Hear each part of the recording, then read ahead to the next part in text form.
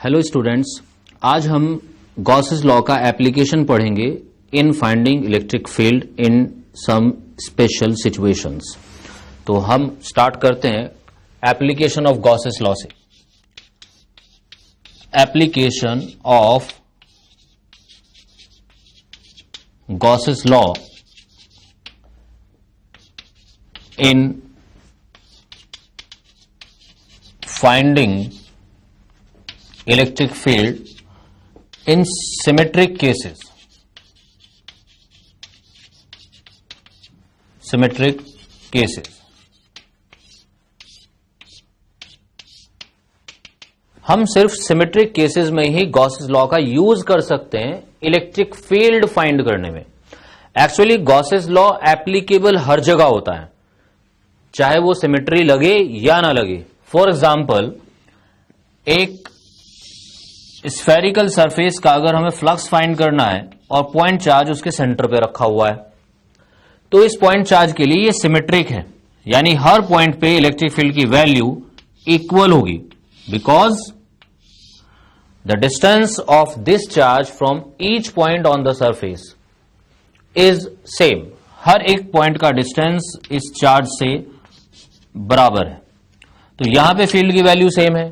इसके अलावा field radial भी होगा, सिमेट्री ये कहती। तो जो सिमेट्री का मैंने पॉइंट बताया था मेन, लास्ट क्लास में जो डिस्कस किया था, कि जब हम अप्लाई करते हैं गॉसेस लॉ को इलेक्ट्रिक फील्ड फाइंड करने में, तो बेसिक हमारा फंडा ये होता है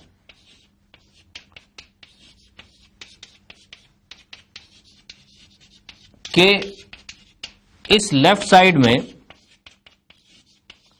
या तो फ्लक्स हो जाए जीरो। अगर फ्लक्स जीरो हो जाता है ये टोटल, तो कोई प्रॉब्लम है ही नहीं, क्योंकि टोटल जीरो हो जाएगा, उसमें ए भी नहीं आएगा और ये डीएस वगैरह सब खत्म। लेकिन पूरे सरफेस के लिए फ्लक्स जीरो नहीं होना चाहिए, फिर तो कोई फायदा ही नहीं, इलेक्ट्रिक फील्ड फाइंड ही नहीं कर सकते। कई बार एक सरफेस में कई पार्ट्स होते हैं, जैसे कि सिलेंडर के अंदर कई डिफरेंट पार्ट्स हैं, दो एंड फेसेस हैं, कर्व्ड सरफेस है। तो ऐसा हो सकता है कि इनमें से किसी पार्ट के लिए ये फ्लक्स जीरो है, that means the electric field is parallel to the surface. तो अगर कहीं ऐसा होता है कि फ्लक्स जीरो है, तो वो कोई प्रॉब्लम है ही नहीं हमारी। मेन है कि अगर इलेक्ट्रिक फील्ड बचता है या फ्लक्स बचता है, तब ये जीरो तो है नहीं। In such cases this electric field must be constant, ये लास्ट क्लास में मैंने डिस्कस किया था, और ये थीटा जीरो हो। अगर थीटा जीरो हो जाता है, इलेक्ट्रिक फील्ड कांस्टेंट होता है, तो लेफ्ट साइड हमारी सिंप्लीफाई हो जाती है। We can take this electric field out of the integration, और ये सिचुएशन बनेगी कुछ इस टाइप की। ds integration Q enclosed by epsilon naught। तो ये जो ds इंटीग्रेशन है, ये तो एरिया है, ds integration area of the close surface. तो यहां तो कोई प्रॉब्लम नहीं है, इलेक्ट्रिक फील्ड हम कैलकुलेट कर सकते हैं। तो बेसिक आइडिया ये है कि जहां ऐसी सिचुएशन बनती हो, या तो फ्लक्स जीरो हो जाए या इलेक्ट्रिक फील्ड कांस्टेंट होना चाहिए सरफेस पे, और थीटा उसका जीरो बने, इन्हीं को हम सिमेट्रिक केसेस कहते हैं। जैसे यहां देखो, यहां हर पॉइंट पे इलेक्ट्रिक फील्ड की वैल्यू सेम होगी, KQ/R²। इसके अलावा जो एलिमेंट है हमारा ds एरिया एलिमेंट, उसका इस इलेक्ट्रिक फील्ड से एंगल जीरो बनेगा। इट मीन्स कि हर एरिया एलिमेंट के लिए थीटा है जीरो, और इलेक्ट्रिक फील्ड पूरे सरफेस पे कांस्टेंट इन मैग्नीट्यूड है। और जब electric field constant in magnitude है, it can be taken out of integration, और यहां थीटा जीरो हुआ, कॉस जीरो हो गया 1। तो यहां इंटीग्रेशन में बचा सिर्फ ds, e बाहर है जो हमें फाइंड करना है। तो इससे यह क्लियर हो जाना चाहिए कि इस पर्टिकुलर केस में हम इलेक्ट्रिक फील्ड इसलिए कैलकुलेट कर पा रहे हैं कि इलेक्ट्रिक फील्ड कांस्टेंट हो गया और उसको हमने इंटीग्रेशन के बाहर ले लिया। अगर ये कांस्टेंट ना होता तो ये इंटीग्रेशन पॉसिबल ही नहीं था सॉल्व करना, राइट। और दूसरा पॉइंट मैंने ये बताया है कि कहीं कहीं ऐसा भी हो सकता है कि फ्लक्स जीरो हो, फ्लक्स जीरो, जैसे ये वाला सरफेस है, इसमें 3 पार्ट्स है सिलिंड्रिकल सरफेस में, एक ये कर्व्ड सरफेस है, 2 एंड फेसेस, और suppose electric field parallel to the curved surface है, सपोज इलेक्ट्रिक फील्ड इस तरह से है। तो यहां अगर ध्यान से देखें हम, कर्व्ड सरफेस का फ्लक्स हो गया जीरो, ये कर्व्ड सरफेस है और फील्ड इसके parallel, there is no field line passing through the curved surface. तो जब हम इस इंटीग्रेशन की बात करेंगे, E dot ds integration for the curved surface, that means flux for the curved surface will be zero. लेकिन यहां पूरे सरफेस का, यानी एंड फेसेस, कर्व्ड सरफेस, पूरे क्लोज सरफेस का फ्लक्स जीरो नहीं है, उसके एक पार्ट का फ्लक्स जीरो है। और जब हम एंड फेस की बात करेंगे, यहां ds एरिया एलिमेंट ऐसे होगा, इलेक्ट्रिक फील्ड इस तरह से, दोनों के बीच एंगल हो गया जीरो। तो जैसे यहां डिस्कशन चल रहा था हमारा कि अगर कहीं electric field perpendicular to the surface है, it has to be constant on the surface, constant in magnitude, and if it is parallel to the surface then there is no problem, क्योंकि जब पैरेलल होगा उसका flux हो जाएगा zero. Perpendicular है तो हमें ये कैलकुलेट करना पड़ेगा, और E has to be constant so that it may be taken out of integration, and this way we can calculate the electric field. तो मेन 2 पॉइंट्स हैं सिमेट्री के, वो ये, या तो electric field parallel to a surface हो, उस case में उसका फ्लक्स जीरो हो जाएगा, या इलेक्ट्रिक फील्ड सरफेस के परपेंडिकुलर हो, and if it is perpendicular to the surface then it has to be constant in magnitude. इन 2 पॉइंट्स को ध्यान में रखते हुए अब हम कुछ सिमेट्री यूज करेंगे और उनमें इलेक्ट्रिक फील्ड फाइंड करेंगे यूजिंग गॉसेस लॉ। कुछ और भी पॉइंट्स है, वो मैं उन्हीं के अंदर आपको क्लियर कर दूंगा पॉइंट्स को।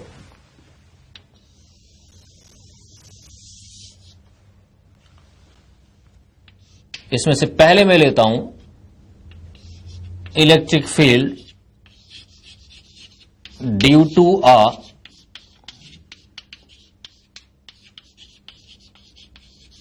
Point charge. एक पॉइंट चार्ज का हमें फील्ड फाइंड करना है, तो देखना कॉन्सेप्ट कैसे लगाते हैं हम। सपोज ये एक पॉइंट चार्ज है,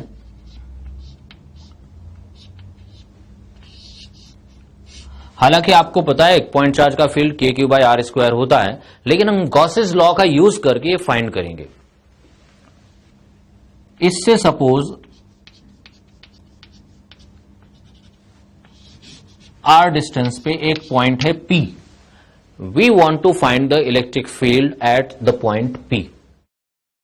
जब आप गॉसियन सरफेस बनाओगे, यानी वो सरफेस जिसके लिए गॉसेस लॉ आपको अप्लाई करना है, तो उसमें कुछ चीजें आपको ध्यान रखनी है, जिनमें से एक है कि Gaussian surface must pass through the point eight which the field is required. हमें फील्ड फाइंड करना है P पे, तो गॉसियन सरफेस P से पास होना चाहिए। और सिमेट्री का भी हमें ध्यान रखना है कि अगर सिमेट्री होगी, सिमेट्री का मतलब क्या हुआ, either the electric field is parallel to the surface और perpendicular, and if it is perpendicular then it must be constant in magnitude. तो इन चीजों का ध्यान रखते हुए हम एक स्फेयर बना लेते हैं, स्फेरिकल सरफेस। ये spherical surface concentric with the charge, इसको हम गॉसियन सरफेस लेंगे। तो ये हम शुरू कर रहे हैं इलेक्ट्रिक फील्ड फाइंड करने वाले, इनमें हमें सबसे पहले गॉसियन सरफेस सेलेक्ट करना है, and that is according to the symmetry of the question. अब यहां पे एरिया एलिमेंट होगा ds इस तरह से along the radius, and what about electric field. अब हमें वैसे तो ये पता है पॉइंट चार्ज का फील्ड कैसे होता है, इट इज रेडियली आउटवर्ड और इनवर्ड, लेकिन ये रिजल्ट्स तो हमने पहले पढ़े हुए हैं। हम यहां इलेक्ट्रिक फील्ड फाइंड कर रहे हैं, we don't know the electric field due to a point charge, कि उसका कितना होता है, that is to be found. तो उसी के लिए हम लॉजिकली देखेंगे डायरेक्शन क्या होगी। सिमेट्री ये कहती है कि electric field has to be along the radius. Why? ये इस वजह से नहीं कि हमें पता है पहले से, बल्कि सिमेट्री के अकॉर्डिंग इलेक्ट्रिक फील्ड रेडियस के अलोंग होना चाहिए। इमेजिन करो आप, ये स्फेयर यहां बना हुआ है, दिस इज द स्फेयर, और यहां इस स्फेयर के इस पॉइंट पे, जैसे ये पॉइंट मैंने लिया हुआ है, इलेक्ट्रिक फील्ड मैं कह रहा हूं रेडियस के अलोंग होगा। नाउ एक लॉजिक ये बनता है, अगर हम सोचें सपोज इलेक्ट्रिक फील्ड रेडियस के अलोंग नहीं, ऐसे for example it is incline towards some particular direction, तो क्वेश्चन ये अराइज होता है कि ये इधर को इंक्लाइन क्यों हुआ है, वाई, नीचे को इंक्लाइन क्यों नहीं हुआ है, there must be some reason for that. जबकि ये स्फेयर चारों तरफ से एक जैसा है और ये पॉइंट चार्ज भी चारों तरफ से एक जैसा है, तो अगर इलेक्ट्रिक फील्ड इस डायरेक्शन में इंक्लाइन होता है तो there must be something special on this side which is not there on this side. अगर इलेक्ट्रिक फील्ड ऐसे इंक्लाइन हुआ तो यहां कुछ स्पेशल होना चाहिए जो यहां नहीं है, जबकि इसमें हमें दिख रहा है ऐसा कुछ नहीं है, ना इधर कुछ स्पेशल है ना इधर, हर तरफ से एक जैसी सिचुएशन है। That is why this electric field can not be inclined in any particular direction, it has to be along radius. तो ये लॉजिकली हम डायरेक्शन लेते हैं। तुम्हारे लिए तो मेन चीज जो है कि इलेक्ट्रिक फील्ड की जो डायरेक्शन होगी वो रेडियस के अलोंग होगी। तो याद रखना, जब भी स्फेयर बने कहीं पे भी, स्फेरिकल सिमेट्री ये होगी, electric field is along radius, that's all. इसे एक्सप्लेन करना ये सब इसकी जरूरत ही नहीं है, लेकिन तुम्हें समझ में आना चाहिए कि हमने ये बाय डिफॉल्ट नहीं लिया, हमने ऐसे नहीं लिया कि ये एक पॉइंट चार्ज का फील्ड हमें पता है रेडियस के अलोंग होता है, नो, लॉजिकली आती है ये। तो आप ये डायरेक्शन सिमेट्री से याद रखें। तो एक तो गॉसियन सरफेस चूज करना, और स्फेयर इसलिए लिया कि इसमें वो सब पॉइंट्स आ जाएंगे जो हम डिस्कस कर रहे हैं बहुत देर से। देखो कहीं पे भी हम इलेक्ट्रिक फील्ड बनाएंगे वो डीएस के अलोंग आएगा, that means theta is 0 at every point and electric field is constant in magnitude. ये हम कैसे कह सकते हैं, ये भी लॉजिकली है, क्योंकि स्फेयर के ऊपर हर पॉइंट इस क्यू से इक्वल डिस्टेंस पे है। जब इक्वल डिस्टेंस पे है तो इलेक्ट्रिक फील्ड की वैल्यू हर पॉइंट पे सेम होगी। तो फ्रॉम सिमेट्री जो हम कह सकते हैं,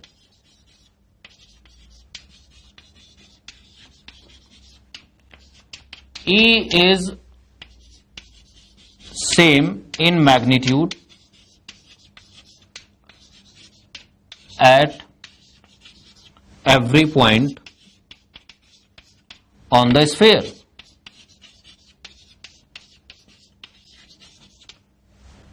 एक तो ये, दूसरे theta is 0 at every point. तो वो हमारे जो दो पॉइंट्स थे, इलेक्ट्रिक फील्ड या तो पैरेलल टू द सरफेस हो या perpendicular, and if it is perpendicular then theta must be 0 everywhere. ये दोनों रिक्वायरमेंट हमारी पूरी हो गई। अब हम गॉसेस लॉ लगा सकते हैं। Applying Gauss's law for the Gaussian surface, तो लेफ्ट साइड जो आएगी वो आएगी E D S cos 0 q enclosed, here q enclosed is equal to q, और e क्योंकि कांस्टेंट है, it will be taken out of integration q by epsilon naught, और integration of ds will be, ये ds जो integration है it is for the spherical surface, तो ये बन जाएगा E into this integration 4 pi R square for the spherical surface is equal to Q by epsilon naught, and this implies A is equal to 1 upon 4 pi epsilon not into Q by R square. तो this is the electric field due to a point charge at a distance R from it, और इसमें हमने symmetry use की थी और Gauss's law से ये find किया। हमने ये कूलम्स लॉ से भी फाइंड किया हुआ है, it is in agreement with Coulomb's law. Okay, अब हम एक दूसरा एग्जांपल लेते हैं जिसमें स्फेरिकल सिमेट्री यूज करेंगे हम। Electric field due to a spherical shell,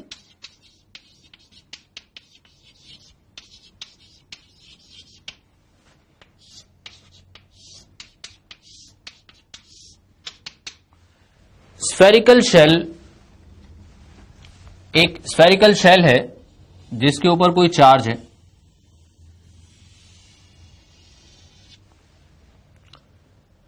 shell मतलब है कि एक थिन शेल है, ये इसकी थिकनेस नेग्लिजिबल है, इसके ऊपर चार्ज Q है,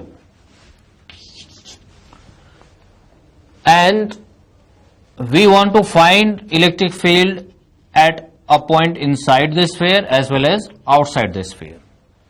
तो पहले हम एक पॉइंट कंसीडर करते हैं इनसाइड, इनसाइड द स्फीयर।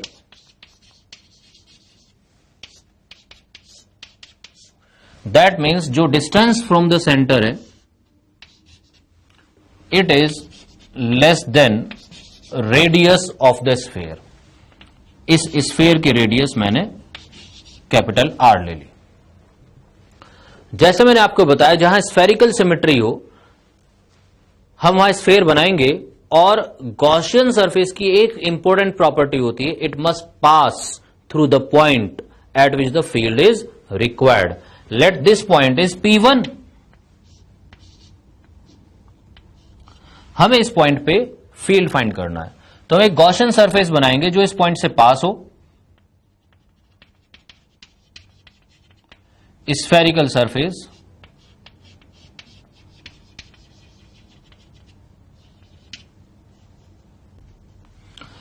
तो इस गॉसियन सरफेस के लिए अब हम गॉसेस लॉ अप्लाई करेंगे, और क्योंकि इसमें स्फेरिकल सिमेट्री है तो E must be along the radius. वही सब logic, applying Gauss's law, E dot ds integration is equal to Q enclosed by epsilon naught. और ये जो लेफ्ट साइड है, आप ध्यान रखना जब भी स्फेरिकल सिमेट्री बनाओगे आप हमेशा ये लेफ्ट साइड कन्वर्ट हो जाएगी E इंटीग्रेशन ds। ये मैं अभी एक्सप्लेन कर चुका हूं। इलेक्ट्रिक फील्ड और ds के बीच में एंगल 0 रहेगा हर पॉइंट पे, E कांस्टेंट होगा, तो हमेशा ये साइड आ जाएगी। और ds इंटीग्रेशन स्फीयर के लिए होता है 4πr²। नेक्स्ट पॉइंट रह जाता है हमारा Q एनक्लोज्ड। इस गॉसियन सरफेस के अंदर कोई चार्ज नहीं है, जो भी हो सारा आउटसाइड है, बाहर बाहर इसके, तो Q एनक्लोज्ड इसमें है 0, it is 0। E into something is 0, it means electric field is 0। तो एक स्फेरिकल शेल के अंदर इलेक्ट्रिक फील्ड 0 होगा, it is when R is less than radius. Now we take the point which is outside the sphere. ये point P ले लो, P2। हमें यहां पे फील्ड फाइंड करना है। हम एक फिर से गॉसियन सरफेस बनाएंगे, spherical surface.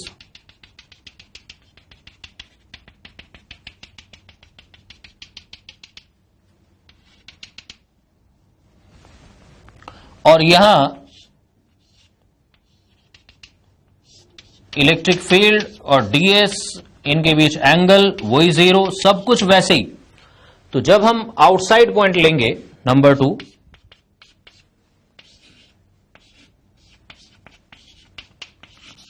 outside the sphere, that means R is greater than radius।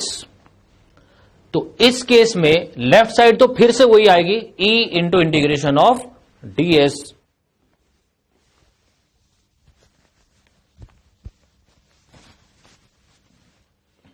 Left side बनेगी हमारी E इंटू इंटीग्रेशन ds, और इंटीग्रेशन ds हो जाएगा हमारा 4πr²। तो स्फीयर्स में आप ये लेफ्ट साइड डायरेक्टली लिख सकते हैं, R is the radius of Gaussian surface. अब की बार R हमारा ये हुआ, because R is greater than radius. Q enclosed upon epsilon naught. And what is Q enclosed now? ये टोटल हमारा शेल है जिसके ऊपर चार्ज है, और हम फाइंड कर रहे हैं फील्ड यहां पे विच इज आउटसाइड द स्फीयर।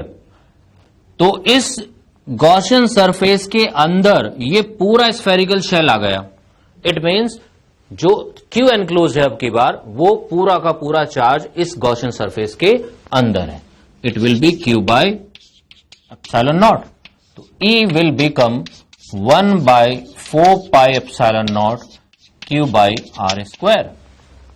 ये बिल्कुल वैसा ही रिजल्ट हुआ जैसा कि एक पॉइंट चार्ज का रिजल्ट होता है, electric field due to a point charge Q/r²। तो इनको थोड़ा सा हम और एनालाइज करेंगे रिजल्ट्स को। स्फेरिकल शेल के अंदर जो फील्ड है वो आया 0, जबकि बाहर जो फील्ड आ रहा है वो ऐसा आ रहा है जैसे कि पॉइंट चार्ज का है। अब हम एक पॉइंट कंसीडर करते हैं which is just inside spherical surface, spherical surface के जस्ट अंदर की तरफ, जस्ट इनसाइड, इनर साइड पे जो है, तो उसके लिए हम ये रिजल्ट लगाएंगे because R is less than radius, then in that case electric field will be 0। तो just inside the surface electric field is 0, but if we consider point just outside the surface, in this case r will be greater than radius, then the field will be according to this formula। तो just outside the surface हम ये use करेंगे, just inside field होगा 0। और just word बोलने का ये मतलब है कि जब हम just inside या just outside ले रहे हैं तो ये small r nearly equal to radius है। तो अगर मैं लिखता हूं यहां for a point just inside r is nearly radius but field is 0, and for a point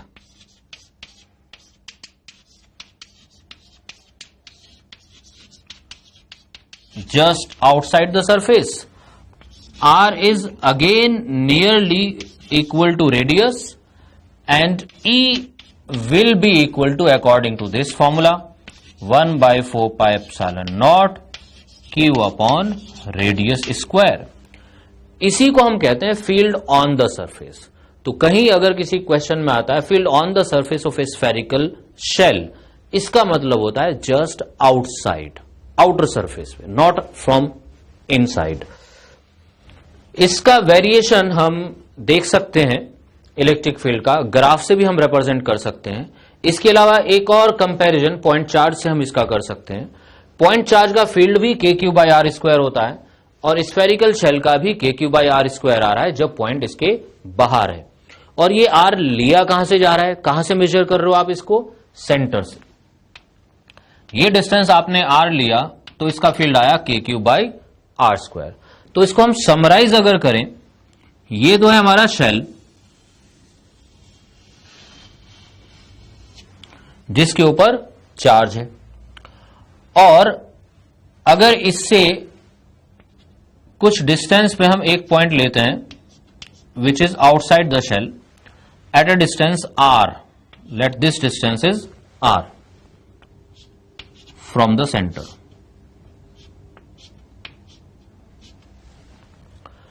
तो इस पे जो फील्ड है उसकी वैल्यू आ रही है हमारे इस फॉर्मूले से Q/r²।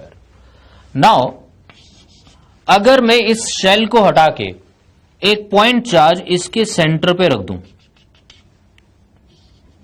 पॉइंट चार्ज यहां Q, और इसी पॉइंट पे जो इससे r डिस्टेंस पे है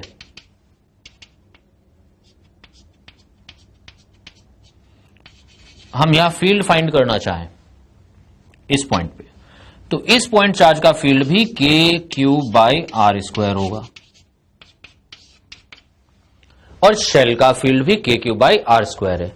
इससे हम एक चीज समझ सकते हैं कि for outside points spherical shell behaves as a point charge placed at the center, और इस पॉइंट चार्ज की वैल्यू उतनी ही है जितने की शेल के ऊपर चार्ज है। तो for outside points spherical shell behaves as an equal point charge placed at the center. तो अगर किसी शेल के बाहर अगर हमें फील्ड फाइंड करना है, it will be just like that of a point charge which is placed at the center. So we have to take the distance from center of the sphere. इसका अगर हम electric field का graph बनाना चाहें, ये है shell,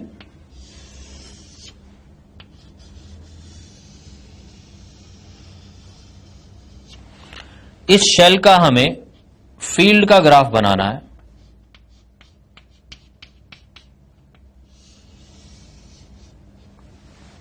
इसका हम देखना चाहते हैं फील्ड का वेरिएशन कैसा है। ये इसका सरफेस हुआ,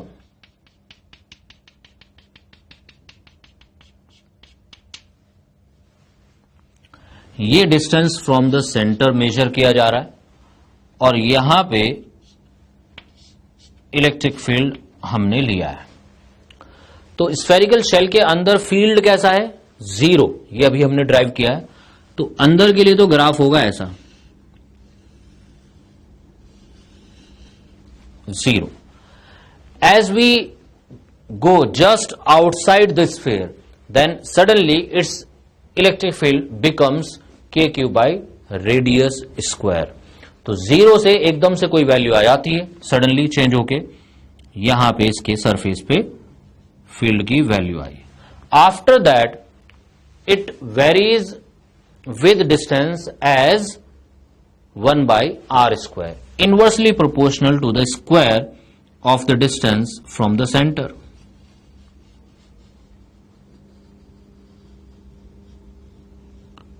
So this is the variation of electric field with distance due to a shell, spherical shell. तो एक spherical shell अभी हमने डिस्कस किया है जिसमें चार्ज इसके सरफेस पे था, अंदर फील्ड उसके जीरो और बाहर वाले पॉइंट के लिए फील्ड बिल्कुल वैसा ही जैसा कि एक पॉइंट चार्ज का होता है। ये डायग्राम बना लो बच्चों, अंदर फील्ड जीरो है और बाहर inversely proportional to R square, और सरफेस पे कितना होगा आप ये वैल्यू भी मार्क कर सकते हैं। This value is K Q by radius square. मैं यहां लिख सकता हूं ये K Q by radius square. Q is the charge of the shell, R is its radius, here it is R equal to R. तो एक graph है spherical shell के इलेक्ट्रिक फील्ड का। ओके, अब हम एक सॉलिड स्फीयर की बात करेंगे।